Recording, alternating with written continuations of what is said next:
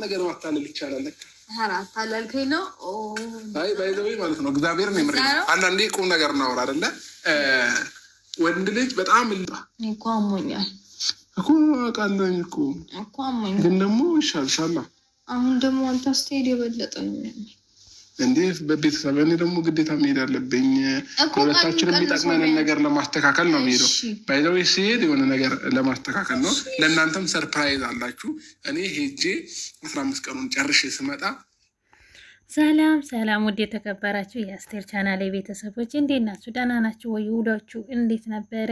እግዚአብሔር ይመስገን ሁለቱን ጥንዶች ይዤላችሁ መጥቻለሁ። ዛሬ ደግሞ ማለት ነው ትላንትና እንግዲህ አብርሽ ሩቲ በእነሱ መኪና አልመጣችም፣ በራይድ ነው ወደ ቤቷ የተመለሰችው። እውነት ለመናገር ያናድዳል። እኔ ራሴ ማታ ላይ ቪዲዮ ሲያየው በጣም ነበረ የተናደድኩት፣ በጣም ነበረ የተከፋኝ። ለምን ቤት ውስጥ ለምን አይጠይቅም? እንደዚህ አይነት ነገር ሚዲያ ላይ ይዞ ለምን ይመጣል?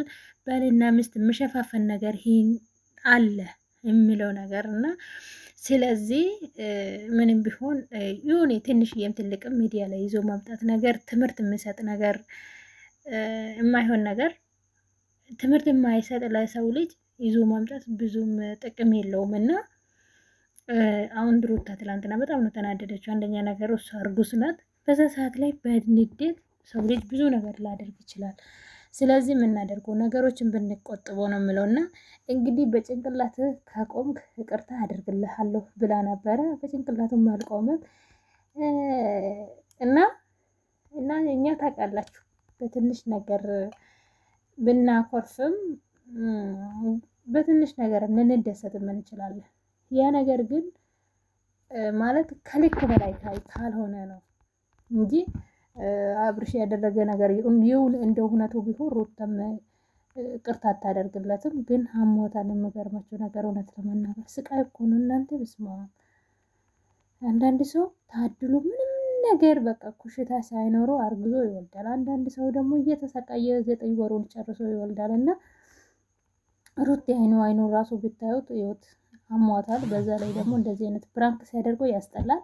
እና ዛሬ እግሩን አጥቦ እንግዲህ ሻምቦ ይላለው ይሉት እንግዲህ ኮንዲሽነሩን አቀፍቶት እንግዲህ አባለ በለዋ እና አብርሽ ያለው ነገር ምንድነው? ለ15 ቀን ሌላ ቦታ ልሄድ ነው ብለዋል። የት እንደሚሄድ አላውቅም። እንግዲህ ሩታን አሞት እንደዚህ ለባዶ ቤት ትቶ መሄድም ከባድ ነው እውነት ለመናገር ሰው ጠገቡ ካላደረገ እና እያመማት ሰው ልጅ ወደ ላይ እንኳን ካላት ማለት ነውና ውሃ መስጠት ሰው ጠገቡ መኖር አለበት እውነት ለመናገር ማለት ነው። ምንም ባያማት እንኳን ችግር የለም። እና እንግዲህ ለሷም ለኔም የሚጠቅም ነገር ነው። ለእናንተ ትልቅ እየሰብራይዝ አለ ብለዋል። እንግዲህ አላቅም እኔ የነሱ ቤት አልቆ ጨርሶ ሰብራይዙን ይዞ የሚመጣ ይመስልኛል። እናንተ ስኔ ይሄን ነው የገመትኩት። ወይ ደግሞ የነሱ ሰርግ ክፍለ ሀገር አባቱ ጋር ሄዶ አስተካክሎ ያለው ነገር ጨራርሶ የሚመጣ ይመስልኛል። ግዴታ ነው ከቤት ከእናት ከአባቱ ቤት መውጣት። ሩታም እዚህም ብትደገስምና ወግ የሚባል ነገር አለ። የቤተሰብ ግዴታ ነው እናት ከአባት መውጣት። ስለዚህ እነሱ ደግሞ እዚህ መጥቶ ስላላከበሩ ዘመዶችም ስላልመጡ ይሄ ነገር ደግሞ ስለሚቀር እንግዲህ ሩት የምወለደው ቀን ሳይደርስም ግን አሁን እናንተ ሰርግ ከዚህ በኋላ ይደገሳል እንዴ? የሚገርማችሁ ነገር እኔ አላቅም። ብቻ ከዚህ በኋላ ሰርግ የሚደገስ አይመስለኝም። በቃ እኮ ብቻ እኔ እንጃ አላቅም እንግዲህ እና ይሄ ነው። ግን አብርሽ የት እንደሚሄደው አናቅም። ሩትና አብርሽ ታርቀዋል። ግን እንደዚህ አይነት ብራንክ አቆሞ እንዳታመጣብን አንፈልግም ሩቲ ላይና ይሄን ይመስላል የዛሬ ቪዲዮ። ሁለተኛ ነገር ደግሞ ማርክ የሰራ ዛሬ እኔ በጣም በሳቅ ነው የሞትኩት እውነት ለመናገር ማለት ነውና እርጉዝ ሆኖ ቤት ድረስ መጥቶ ሩትን ፕራንክ አድርጎ አስቆት አስናንቶት ሄዶ ነበረና እሱ ልጅ በጣም ነው የሚያስቀውና እና በጣም ደስ ብሎት ነበረ።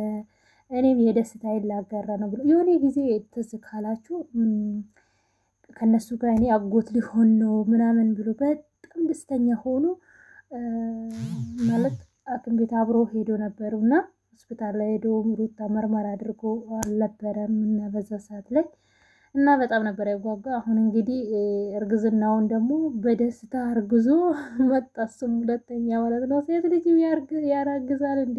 ወንድ ልጅ ቢያርገዛል እንዴ እያለ ማለት ነው። መሬት ላይ ተደብቶ እንደዚህ ሲለው እኔ ራሴ በጣም ነው የሳቁበት። ያስናናም ነበረ እና የዛሬ ቪዲዮ እንዲሁ ደግሞ አብርሽና ሩቲም ደግሞ የትላንትና የተቋጨው ነው እና ይዞልን መጥቶናል። እንደዚህ ፈታ ብለው ስትመጣ ደስ ይላል። እውነት ለመናገር በፕራንክ በሆነ ነገር ደግሞ ባትጫንበት በዚህ ሰዓት ላይ ደስ ይለናል ማለት ነው። ፕራንክ ብታቆም ደግሞ ሩቲ በዮኒ ነገር ተበቅለሽ እንደምታንጨረጭርን ባለሙሉ ተስፋ ናት። ትበቀላለች ሩቲ ደግሞ ይውት በቅርቡ ጠብቁት ትሰራለታለች። እና ይሄን ይመስላል እንግዲህ ቤተሰቦቻችን። ላይክ ሼር ሰብስክራይብ አድርጉኝ። ሰብስክራይብ ላይክ የምታደርጉኝ እጅግ በጣም አመሰግናለሁ። እግዚአብሔር ይስጥልን። ወዳችኋለሁ። በሌላ ቪዲዮ ተመልሼ እስከምመጣ ቸር ያቆየን። ሰላም ሩቲምዬም አይ ላቭ ዩ ኤኒ ሞር። የማን ሰርግ እንደሆነ አልነግራችሁም። እዛ ስሄድ ነው ማሳያችሁ። ታጀራ ላይ በዛውም ሰርግ አለ። የራሴን ጉዳይ ለማስተካከል ነው የሚሄደው። በዛው ግን ሙሉ ፋሚሊ እምረውሎብን ጋሽዬ፣ እኔ፣ ኤፍሬም፣ ሀይሚ ተሰብስበን እንመጣላችኋለን። እንዲሰብሰብ ብለን ከመጣን ቆይተዋል። እንግዲህ